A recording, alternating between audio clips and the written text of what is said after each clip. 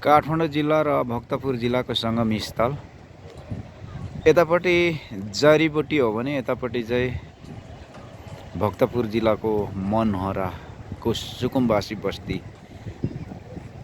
अहिलेको सरकारले यसरी सुकुम्बासी बस्तीलाई भत्काएर तनावग्रस्त अवस्था छ। यतिखेर यहाँ विभिन्न मानिसहरू आफ्नै कटेराहरू अनि टराहरू भत्किएको सामानहरू भेला पार्ने अवस्थाहरू पनि देखिरहेको छौँ। तर कोही मान्छेहरू चाहिँ यहाँ नजिकै देख्न सकिन्छ।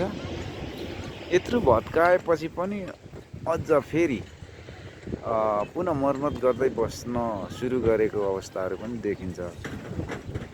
अब यो किन यसरी जबरजस्ती गर्ने होला र आफ्नो जग्गाको केही धनीपूर्जा नभइसकेपछि सरकारले नै यसरी चाहिँ विनाश गरेपछि, सरकारले नै नबस भनेर चाहिँ भनिसकेपछि जबर गर्नुको के अर्थ रह्यो? यस्तो छ साथीहरू अहिलेको अवस्था।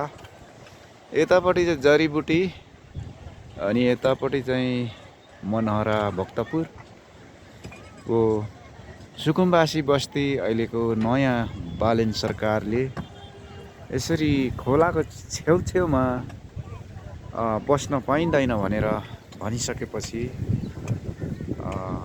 धेरै पटक उहाँहरूलाई जानकारी दिइसकेपछि पनि नटेरेपछि यसरी चाहिँ डोजर लाएर